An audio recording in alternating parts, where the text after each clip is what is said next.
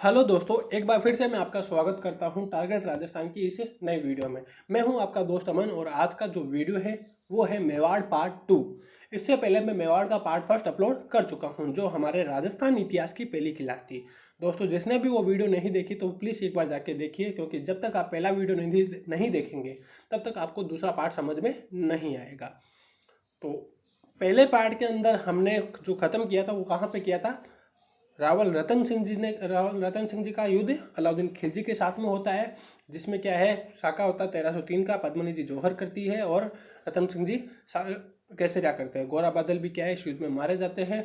इसके अलावा लक्ष्मण सिंह सिसोदा नाम के जागीरदार होते हैं, वो अपने पुत्रों के साथ में इसमें मारे जाते हैं इस युद्ध में। इन्हीं का एक पोता होता है हमीर सिसोदिया, जो क्या करता है, जब अलाउद्दीन खिलजी खिजर खां को बिठा के जाता है, खिजर खां के बाद में मालदा मुछेला बैठते हैं, मालदेव के बाद में उसका बेटा बैठता है, और बेटे को हराकर हमीर सिसोदिया क्या करते हैं, मेवाड़ पे या चित्तौड़ पे क्या है, सिसोदिया वंश की नींव डालते हैं। ये मैंने आपको मोटा मोटा तौर पे ऊपर से बता दिया है कि हमने अंतिम पार्ट कहाँ पे ख़त्म किया था। आज हमें हमीरदेव जी के बारे में पढ़ना है कि हमीरदेव ने जब शाखा की स्थापना की, फिर उन्हीं के बारे में हमें कंटिन्यू करना है। दोस्तों, हमीरदेव जी के बारे में पढ़ाने से पहले मैं आपको 3-4 लाइनें और बताऊंगा, ठीक है, रतन सिंह जी के बारे में, ताकि क्या है, क्योंकि हम मुझे छोड़ना कुछ नहीं है दोस्तों, हर एक चीज़ आपको समझानी, ताकि आप एंड वक्त पे ये ना बोले कि आपने हमें ये चीज़ बताई नहीं थी, क्योंकि क्वेश्चन कहीं से भी पुटअप हो सकता है। और मेरा जो फर्ज बनता है कि आपको हर एक चीज़ बतानी, ताकि आपके पास में एक नोट्स ऐसा तैयार होगा दोस्तों कि आपको अन्य जगह से पढ़ने की जरूरत नहीं पड़ेगी। क्योंकि LDC हो गया, SI हो गया, RS हो गए, और राजस्थान की जितनी भी प्रतियोगी परीक्षा, सब में ये उपयोगी होगा। तो चलिए दोस्तों, शुरू करते हैं। मलिक मोहम्मद जायसी की दोस्तों पद्मावत किताब थी, जैसा कि मैंने आपको पहले पार्ट में बताया था। ये जो किताब थी दोस्तों, शेरशाह सूरी के शासनकाल में लिखी गई थी। अब देखिए, मेरा कहना यहाँ पे आपको बताने का क्या उद्देश्य है। कर्नल जेम्स स्टोर, जिन्हें घोड़े वाले बाबा कहते हैं, दोस्तों पेन कॉपी साथ में लेके रखिएगा, ताकि क्या है कि अगर आपको लगता है कि मेरे बोलने वाले कुछ पॉइंट इसमें उपलब्ध नहीं है तो आप उसको ऐड कर लीजिए। कर्नल जेम्स स्टोर, जिन्हें घोड़े वाले बाबा कहते हैं, और मेहनत नैन थी, जो जसवंत सिंह के दरबारी कवि थे, ठीक है, मारवाड़ के। तो उन्होंने बोला है, जो पद्मावत में जो कहानी लिखी गई कि अलाउद्दीन खिलजी ने चित्तौड़ पे जो आक्रमण किया था वो पद्मिनी की सुंदरता के कारण किया था, तो वो क्या है, सत्य बात है। जबकि सूर्यमान मिश्र, इनकी किताब है दोस्तों वंश भास्कर, तो उस कहानी को अस्वीकार कर देते हैं। ये क्या है, अलग अलग इतिहासकारों के अलग अलग मत आपको देखने को मिलेंगे, क्योंकि इतिहास का मतलब ये है कि आपको क्या है, अलग अलग मत देने पड़ते हैं। अमीर खुसरो की पुस्तक खजाइन उल फतू, याद रखना दोस्तों कि ये पुस्तक पूछी जाती है कि खजाइन उल फतू ये तारीख कहलाए किसकी प्रमुख पुस्तक, तो अमीर खुसरो की। ये अमीर खुसरो दोस्तों अलाउद्दीन खिलजी के साथ में युद्ध में भी शामिल थे उस समय। तो अमीर खुसरो की पुस्तक खजाइन उल फतू में चित्तौड़ आक्रमण की जानकारी आपको देखने को मिल जाएगी। रावल की उपाधि का प्रयोग करने वाला अंतिम राजा कौन था? रतन सिंह जी। उसके बाद में हमीरदेव जी शुरू हो गए थे। गोरा बादल का जो बलिदान है, हमें ये सिखाता है कि जब देश पर आपत्ति आए तो प्रत्येक व्यक्ति को अपना सभी निछावर कर देना चाहिए, देश की रक्षा करनी चाहिए। दोस्तों, क्वेश्चन पूछा जाता है कि गोरा बादल किसके सेनानायक थे, तो किसके थे? रतन सिंह जी के सेनानायक थे। बाद में और आएंगे आपको, जयमल फत्ता है, आला उदल है, ये भी आपको देखने को मिलेंगे, ठीक है। तो अभी फिलहाल आप गोरा बादल तक ही रखिए कि गोरा बादल किसके थे? रतन सिंह जी के। चलिए आगे चलते हैं। ये थे हमारे रतन सिंह जी, कंप्लीट हो गए। अब हमें सिसोदा जागीरदार के बाद में हमीर देव जी के बारे में पढ़ना है। हमीर देव जी, इनका शासनकाल 1326 से 64 का शासनकाल था। मालदेव सोनगरा के बेटे बनवीर सोनगरा को हराकर मेवाड़ के शासक ये बन गए थे। जैसा कि मैंने आपको पहले पार्ट में बताया था कि बनवीर या जय सिंह जी को क्या है, युद्ध में हराने के बाद में हमीर ने क्या किया था, मेवाड़ में सिसोदिया वंश की नींव रख दी। सिसोदिया वंश की नींव दोस्तों, इनको सिसोदिया इसलिए बोलते हैं क्योंकि सिसोदा गांव से बिलोंग करते थे। ये कहाँ से बिलोंग करते थे? सिसोदा गांव से बिलोंग करते थे। हमीर ने राणा की उपाधि का भी प्रयोग किया था। दोस्तों, ये क्या है, क्वेश्चन यहाँ पे आपको कंफ्यूज कर सकता है। कारण क्या है कि राणा की उपाधि हमीर आपको और देखने को मिलेंगे रणथंभौर में, जो 1301 के अंदर जिनका शाखा हुआ था, ठीक है, जो राजस्थान का प्रथम शाखा था, रंग देवी के नेतृत्व में जो हुआ था। तो हमीर आपको देखने को और मिलेंगे, वो भी राणा थे, जबकि ये राणा का ये भी उपाधि का प्रयोग करते थे। हमीर को मेवाड़ का उद्धारक कहा जाता है। लगा लीजिए स्टार दोस्तों कि मेवाड़ का उद्धारक किसको कहा जाता है, तो हमीर को कहा जाता है। तो मेवाड़ का उद्धारक किसको कहते हैं? हमीर देव को कहते हैं, ठीक है। चलिए आगे चलिए। कुंभलगढ़ प्रशस्ति में हमीर को विषम घाटी पंचानन कहा गया है। लगा लीजिए स्टार एक बार फिर से दोस्तों कि विषम घाटी पंचानन के नाम से किसको जाना जाता है, ये विषम घाटी पंचानन की जो किसको कहा जाता है, तो हमीर को कहा जाता है। कुंभलगढ़ प्रशस्ति में ये बात बोली गई है। फिर चलिए आगे दोस्तों, मैं आपको साथ ही साथ क्वेश्चंस भी बता ही रहा हूँ साथ में, ठीक है, ताकि क्या है जब आप क्वेश्चन सेशन लेके आएंगे तब आपको उन क्वेश्चन को हल करने में बहुत ज़्यादा ईजी हो जाएगा, ठीक है। और आप लोग सच में देखेंगे कि आपने मतलब अपना समय यहाँ पे व्यतीत करके कुछ गलत काम नहीं किया है। चलिए आगे चले। रसिक प्रिया में हमीर को वीर राजा कहा गया है। दोस्तों ये रसिक प्रिया कुंभा की एक टीका थी, ठीक है, आप कुंभा आगे पढ़ेंगे तो कुंभा की जो टीका थी रसिक प्रिया, उसमें आपको ये हमीर जी को क्या कहा गया है, वीर राजा कहा गया है। हमीर ने चित्तौड़ में बरवड़ी माता का मंदिर भी बनाया था, ठीक है। और ये जो बरवड़ी माता है दोस्तों, ये मेवाड़ वंश की कुल क्या बोलते हैं इष्ट देवी है, जबकि बाण माता क्या है, कुल देवी है, ठीक है। ये दोनों अलग अलग है, कंफ्यूज मत होना। बरवड़ी माता क्या है, इष्ट देवी है, और बाण माता क्या है, कुल देवी है, जबकि कुल देवता कौन है, एकलिंग जी है, ठीक है, कैलाशपुरी में जिनका मंदिर है। फिर चलते हैं लाखा जी के बारे में। ये हमीर जी के बारे में इतना ही था दोस्तों जितना मैंने आपको समझा दिया है। लाखा जी के बारे में पढ़ते हैं, लाखा या लख सिंह जिनको बोलते हैं, ठीक है। मगर दोस्तों एक चीज़ और मेरे को दिमाग में आ रही है कि हमीरदेव और लाखा के बीच में एक और शासक आए थे जिनके बारे में क्वेश्चन तो पुटअप नहीं होता, मगर मेरा बताना आपको फर्ज बनता है, ठीक है। अगर आप चाहो तो उसको ऐड कर लीजिए, मैं आपको सिर्फ 2 लाइनें बताऊँगा उनके बारे में। क्वेश्चन ज़्यादा उनमें से पुटअप नहीं होते। क्वेश्चन अगर पुटअप होगा तो मेवाड़ में कुंभा से, सांगा से, महाराणा प्रताप जी से, ये 3-4 जो शासक है वो बहुत ज़्यादा इंपॉर्टेंट है, ठीक है। तो क्षेत्र सिंह जी लाखा और हमीरदेव के बीच में आए थे। क्षेत्र सिंह जी राणा खेता, जिनका शासनकाल 1364 से 82 था, ठीक है। इसने मालवा के दिलावर खा गोरी से युद्ध लड़ा था। मालवा के दिलावर खा गोरी से इन्होंने क्या था, युद्ध लड़ा था। और यहीं से क्या है, मेवाड़ और मालवा के संघर्ष की नींव शुरू हो गई थी। मतलब यहीं से क्या है, मालवा और मेवाड़ की दुश्मनी शुरू हो गई थी कुल मिला के। ये था बस राणा खेता जी, ठीक है। ज़्यादा यहाँ पे इंपॉर्टेंट नहीं है, ये इंपॉर्टेंट आपको बाद में कहानी को जोड़ने के लिए काम में आएगा। जब क्या है मोकल के जो चचा थे, चचा और मेरा, जो कि राणा खेता के दासी पुत्र थे, वो क्या है हत्या कर देते, तब आपको दिमाग में आएगा कि राणा खेता कौन थे, ठीक है। फिर चलते हैं लाखा जी के बारे में। राणा लाखा जी को तो सिर्फ आप लक्की सिंह जी से याद रखें, बहुत ज़्यादा लक्की थे दोस्तों ये, ठीक है। इतने लकी थे कि इनके शासन काल में सबसे पहले तो जावर में चांदी की खान निकल गई। जावर कहाँ है, उदयपुर में। अपने साथ में पेन कॉपी लेके बैठिएगा दोस्तों। अगर आपको लगता है कि वो चीज़ अब मैं जो भी बोल रहा हूँ वो चीज़ आपके इस नोट्स में उपलब्ध नहीं है तो आप उसको ऐड कर लीजिए, ठीक है। उसके अलावा अगर चाहो तो आप पहले उस चीज़ को समझिए, उसके बाद में क्या है आप उस वीडियो को रिवाइंड करके देख लीजिए। और आपको अगर लगता है कि मैं दोनों एक साथ में कर सकता हूँ तो बिल्कुल और भी ज़्यादा बेहतर है। तो पूरा फोकस आप कहानी पे रखिए कि लाखा जी के बहुत ज़्यादा लकी थे। इनके शासनकाल में क्या चांदी की खान निकल गई। तो जावर में चांदी की खान किसके शासनकाल में निकली थी, लाखा के काल में। एक बंजारे ने पिछोला झील का निर्माण भी कराया था इनके शासनकाल में। दोस्तों क्या है, एक बंजारा था जिसकी एक बेल थी, ठीक है। ये किंवदंती है या बोला जाता है कि एक बंजारे की बेल थी जिसकी मृत्यु के बाद में उसने क्या था, पिछोला झील का निर्माण कराया था। पिछोला झील उदयपुर में है और पिछोला झील के अंदर क्या है, एक शोर चलित नाव भी है। दोस्तों ये आप जब राजस्थान का भूगोल पढ़ेंगे, जिसमें झील वाला टॉपिक पढ़ेंगे, तब आपको पढ़ने को मिलेगी। ये पिछोला झील में दोस्तों 2 नदियों का पानी आके गिरता है, सिसरमा और बूछड़ा नदी का पानी गिरता है। पिछोला झील के पास में नटनी का चबूतरा है। ये भी लगा लीजिए स्टार दोस्तों कि नटनी का चबूतरा किस झील के किनारे है, तो किस झील के किनारे है, पिछोला झील के किनारे। फिर कुंभाहाड़ा नकली बूंदी की रक्षा करते हुए मारा गया। दोस्तों अब इस चीज़ को समझिएगा, ये एक लाइन मैंने लिखी है, कुंभाहाड़ा नकली बूंदी की रक्षा करते हुए मारा गया। इस चीज़ में क्या है, तो क्या है, जो लाखा जी थे वो बूंदी का किला जीतने के लिए जाते हैं, ठीक है। बूंदी के ऊपर आक्रमण करते हैं और बूंदी का किला जीतने में असफल हो जाते हैं, ठीक है। असफल होने के बाद में क्या है, लाखा जी क्या करते हैं, एक नकली बूंदी का किला बनाते हैं। उस नकली बूंदी के किले में कुंभाहाड़ा नाम का एक सैनिक होता है, ठीक है। और उस कुंभाहाड़ा नामक जो सैनिक होता है वो लाखा जब नकली बूंदी का किला जीत रहा होता है तो उस समय क्या वो मारा जाता है। ये होती है इस लाइन का मतलब ये है, ठीक है। चलिए आगे चले दोस्तों। ये एक छोटा सा डायग्राम मैंने आपके सामने पेश कर रखा है, ठीक है। इसको समझिएगा, ठीक है। हालांकि छोटा डायग्राम है मगर इसमें देखो बहुत चीज़ इंपॉर्टेंट चीज़ है। देखिए क्या है कि मारवाड़ में जब मेवाड़ में जब लाखाजी का शासनकाल चल रहा था उस समय मारवाड़ में राव चूड़ा जी का शासनकाल चल रहा था। ठीक है, राव चूड़ा जी के 2 बेटे थे, राव काना और रणमल जी। ठीक है, और रणमल की एक बहन थी हंसाबाई। ठीक है, ये 3 थे।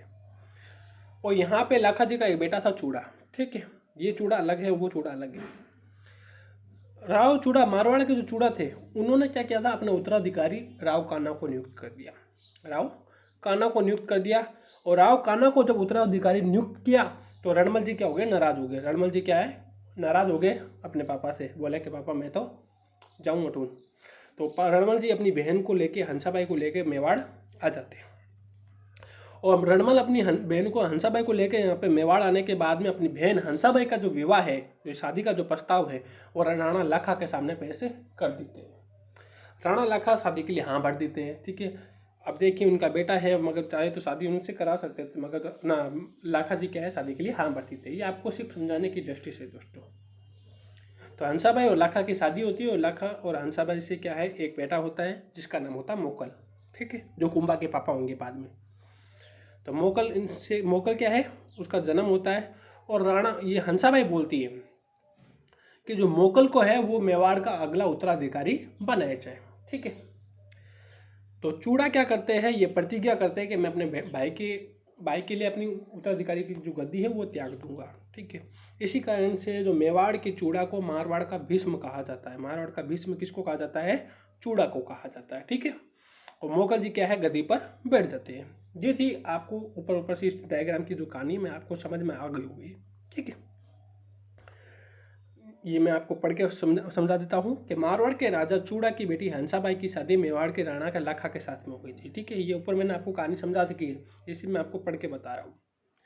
इस समय लाखा के बेटे चूड़ा ने प्रतिज्ञा की थी कि वे मेवाड़ का अगला राजा नहीं बनेगा। ठीक है, हंसाबाई के बेटे को मेवाड़ का अगला राजा बनाया जाएगा। ठीक है, चूड़ा को मेवाड़ का भीष्म कहा जाता है। मेवाड़ का भीष्म किसको कहा जाता है, चूड़ा को कहा जाता है। ठीक है, जो लाखा जी के बेटे थे। चूड़ा के इस बलिदान के कारण उसको कुछ अधिकार भी दिए जाते हैं। देखिए वो अधिकार क्या है, ये पूछा जाता है दोस्तों कि सलुम्बर का विशेष महत्व बताइए मेवाड़ के अंदर, रिटर्न के अंदर आपको पूछा जा सकता है। चलिए वो अधिकार हम पढ़ते हैं कि चूड़ा को क्या अधिकार दिए थे लाखा ने। मेवाड़ के प्रथम 16 ठिकाने थे। मेवाड़ के पास में 16 प्रथम श्रेणी के ठिकाने थे, जिनमें से 4 थे वो चूड़ा को दे दिए। किसको दे दिए, चूड़ा को दे दिए, जिसमें सलुम्बर भी शामिल था। इस 4 में क्या है, एक सलुम्बर भी शामिल था। 16 ठिकाने थे जिसमें से 4 चूड़ा को दे दिए। ये इंपॉर्टेंट है दोस्तों। ठीक है, और ये मेरा बार बार रिपीट करने का उद्देश्य यही है क्योंकि किसी चीज़ को पढ़ने से कई ज़्यादा इंपॉर्टेंट है कि आप चीज़ को समझिए। ठीक है, और जितना हो सके आप क्या है कि एक बार उस चीज़ को पढ़ के छोड़ देते हैं, जिससे कि आपके दिमाग में वो लॉन्ग टर्म के लिए याद नहीं रहता।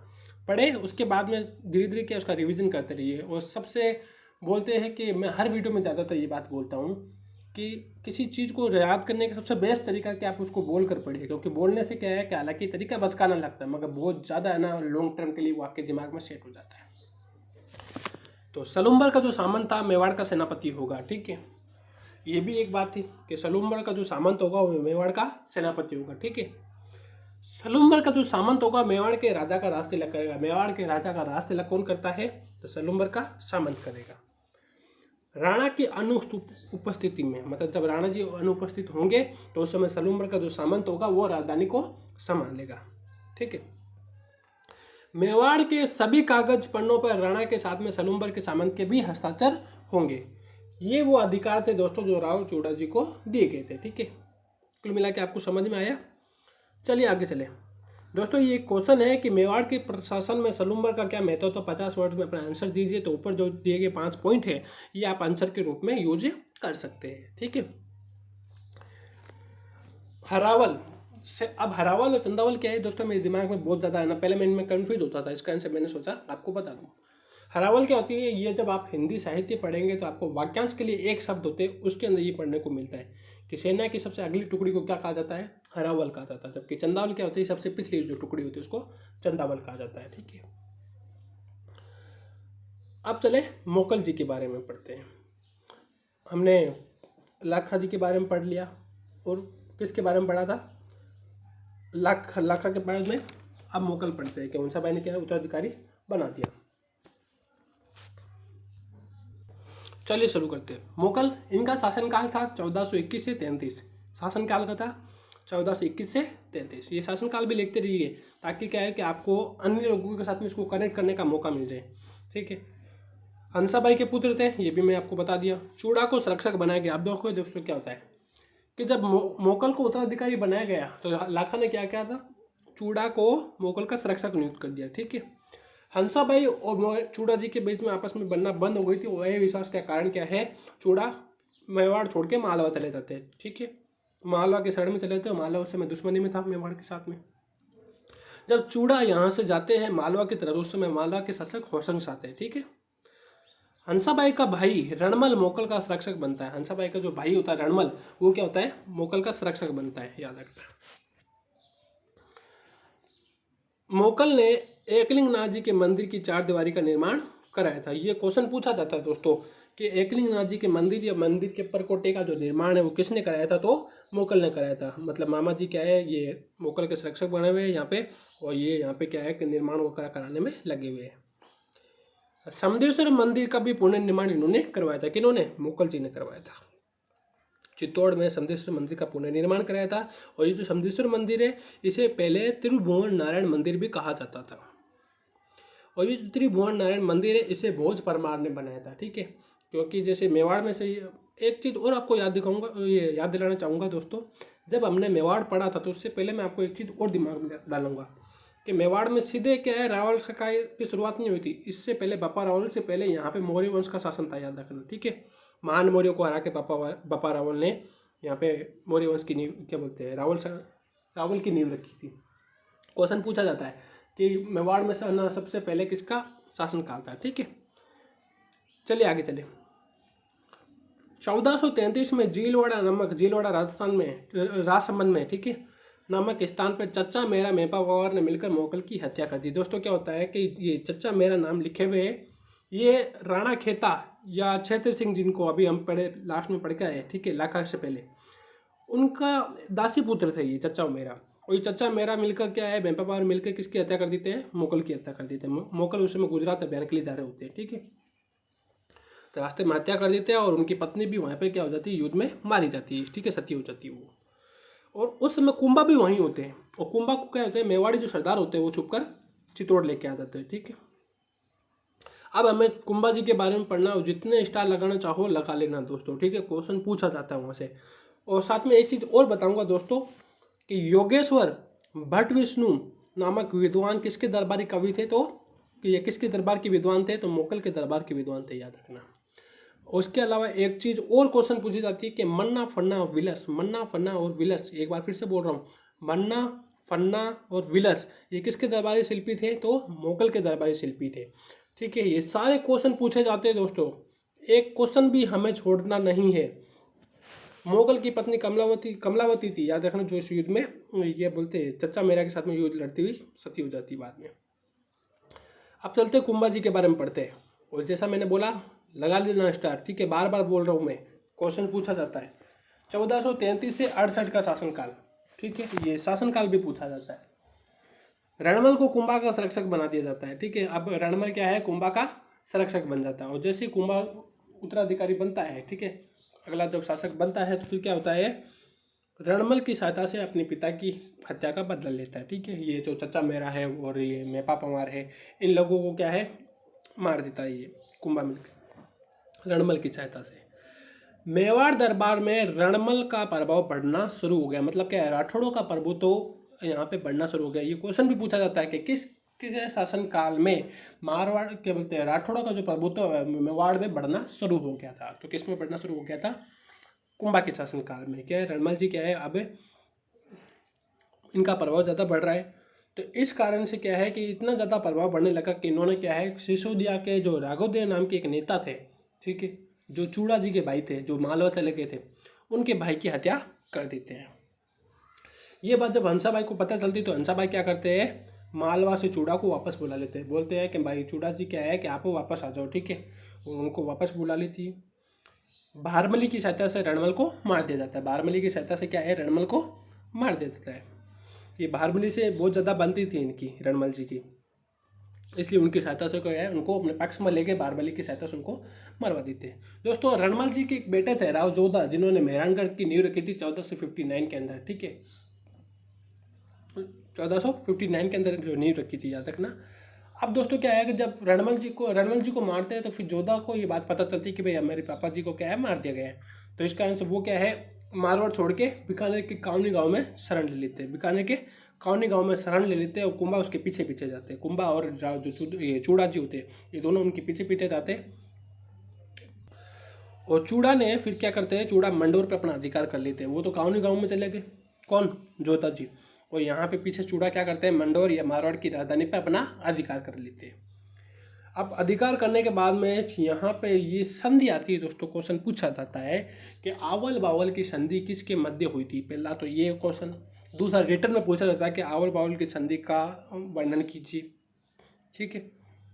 अब आवल बावल की संधि देखिए, कुंभा हंसाबाई का क्या लगा, पोता, और जोधा क्या लगा, रणमल का बेटा, मतलब अपने भाई का लड़का ही है, ठीक है। अब देखिए आवल बावल की संधि, इस संधि के द्वारा, ये संधि पहले तो किसके किसके बीच में हुई थी, ये दिमाग में रखना। और इसमें इस संधि के अंदर हंसाबाई ने ना इनके मध्यस्थता की थी, कि हंसाबाई ने बोला कि अपा एक ही परिवार काने लड़ो रहे, तो दोनों को एक पास में लेके आए, और उसके बाद में बोला कि जोधा और कुंभा को संधि करवाई थी, और इसको बोलते हैं अवल बावल की संधि, 1453 में हुई थी। क्वेश्चन पूछा जाता है। अब देखिए इस संधि में क्या था। इस संधि के तहत मारवाड़ को जोधा वापस दे दिया गया, ठीक है, ये बोलते हैं जोधा को वापस दे दिया गया, सॉरी, कि इस संधि के तहत मारवाड़ था वो जोधा को वापस दे दिया गया। बोला कि आप जो चूड़ा जी ने अधिकार किया था मंडोर के ऊपर, बोला कि आप मारवाड़ वापस दे दो उसको। सोजत पाली को मारवाड़ और मेवाड़ की सीमा बना दी गई। सोजत पाली जहाँ की मेहंदी फेमस है दोस्तों, तो उस क्षेत्र को क्या है, मारवाड़ और मेवाड़ की सीमा बना दी गई। जोधा की एक बेटी थी दोस्तों सिंगार कंवर, जिसकी शादी कुंभा के बेटे रायमल के साथ में कर दी जाती है। ये रायमल सांगा के भाई है दोस्तों, याद रखना, ये आपको बाद में देखने को मिलेंगे। तो एक बार फिर से रिपीट कर देता हूँ, कुंभा जोधा के बीच में 1453 में संधि हुई थी। इस संधि के द्वारा मारवाड़ है ना, वो जोधा को वापस दे दिया गया। सोजत पाली को मारवाड़ और मेवाड़ की सीमा बना दी गई, और सिंगार कंवर की जो शादी है वो कुंभा के बेटे रायमल से कर दी गई, ठीक है। चले आगे, सारंगपुर का युद्ध। दोस्तों ये सारंगपुर का युद्ध क्या है, देखो इससे पहले मैं आपको एक चीज़ समझाना चाहूँगा कि जैसा कि आप लोगों को मैंने बताया था कि मालवा और मेवाड़ की आपस में बनना बंद हो गई थी राणा खेता के बाद में, ठीक है। जब चचा मेरा मुगल की हत्या करके जाते हैं, तो चचा मेरा क्या है, कहाँ पे शरण ले लेते हैं, मालवा के यहाँ पे शरण ले लेते हैं। तो महमूद खिलजी क्या करता है, मुगल के हत्यारों को शरण दे देता है। और जब कुंभा को ये बात पता चलती है, तो कुंभा क्या करता है, वो युद्ध करता है उनके साथ में, महमूद खिलजी के साथ में। और ये जो युद्ध होता है इसी कारण से होता है। सारंगपुर का युद्ध कब हुआ था, 1437 में। और कारण क्या था, महमूद खिलजी ने मुगल के हथियारों को शरण दे दी थी। दोस्तों इस युद्ध की सबसे बड़ी खासियत पता क्या है, कि इस युद्ध के अंदर जीता तो कुंभा था, मगर दोनों शासक अपनी अपनी विजय बताते हैं, ठीक है। कुंभा यहाँ पे आने के बाद चित्तौड़ में ये विजय स्तंभ का निर्माण कराते हैं, ठीक है। और यहाँ पे ये क्या है, ये महमूद खिलजी, ये भी मालवा के अंदर एक 5 या 6 मंजिला ये निर्माण कराता है, ठीक है। अब देखिए चंपानेर की संधि। चंपानेर की संधि क्या है, सारंगपुर का युद्ध समझ गए आप, अब चंपानेर की संधि समझिए। 1456 में हुई थी ये संधि, ठीक है। और कुछ और पॉइंट भी है जो हम अगले सेशन में लेंगे दोस्तों, ठीक है। आज वीडियो बहुत बड़ा हो रहा है, तो क्योंकि ज़्यादा जितना बड़ा वीडियो होगा तो उसको कुछ देखना भी पसंद नहीं करेगा। दूसरा क्या है कि आप लोगों को उतना याद भी नहीं होगा, ठीक है, क्योंकि मुझे नहीं मालूम कि इसमें बिगिनर भी बहुत ज़्यादा है, ठीक है। चंपानेर की संधि को समझिएगा। जो गुजरात का कुतुबुद्दीन होता है, ठीक है, गुजरात में कुतुबुद्दीन का शासक बैठा हुआ था। महमूद खिलजी क्या करता है, कुतुबुद्दीन से जाके संधि कर लेता है, ठीक है। और वो बोलता है कि हम दोनों की सेना मिलकर क्या करेंगी, कुंभा पे आक्रमण करेगी, ठीक है। और कुंभा पे आक्रमण करने के बाद में जो मेवाड़ होगा उसको आधा दाम बांट लेंगे, ठीक है। तो मेवाड़ को क्या है, दोनों हम आधा आधा बांट लेंगे। और इसी संधि के तहत दोस्तों बदनौर भीलवाड़ा में अंदर एक युद्ध होता है, ठीक है, कुंभा और किसकी सेना के बीच में, कुतुबुद्दीन और महमूद खिलजी की सेना के बीच में, ठीक है। तथा कुंभा दोनों की सेना को हरा देता है। ये कंप्लीट हो गई हमारे चंपानेर की संधि के बाद में युद्ध इन दोनों को हरा देता है, ठीक है। दोस्तों अपने नोट्स में कुछ चीज़ें ऐड और कर लिएगा कि कुछ उपाधियाँ हैं दोस्तों जो पूछी जाती है, क्योंकि मेवाड़ में सबसे ज़्यादा उपाधि धारण करने वाला ये कुंभा जी थे, ठीक है। तो कुंभा की जो उपाधियाँ वो आप लिख लीजिएगा, क्योंकि इसमें आपको नोट्स में मिलेगी नहीं। तो साथ में लिखिए, महाराजा धीराज, ये उपाधियाँ इनकी कुंभा जी की। राणा राय, राव रायन, राय रायन, राणा रसो, हाल गुरु, छाप गुरु, दान गुरु, राजगुरु, परम गुरु, अभिनव भट्टाचार्य। लगा लीजिए स्टार दोस्तों, पूछा जाता है कि अभिनव भट्टाचार्य किसकी एक उपाधि थी, तो राणा कुंभा जी की थी। हिंदू सुल्ताना, नरपति, गजपति, अशुपति, ये सारी उपाधियाँ दोस्तों बहुत इंपॉर्टेंट है और सबसे ज़्यादा इन्होंने उपाधियाँ धारण की थी। ठीक है, और कल का जो आगे का जो सेशन होगा उसमें हम कुंभा जी को कंटिन्यू करेंगे, क्योंकि ज़्यादा कुंभा जी बहुत ज़्यादा इंपॉर्टेंट है। ठीक है, उनको हमें आराम से समझना और पढ़ना है। ठीक है, तो तब तक के लिए अपना ध्यान रखें और सुरक्षित रहिए। ठीक है, मिलते हैं नेक्स्ट वीडियो में।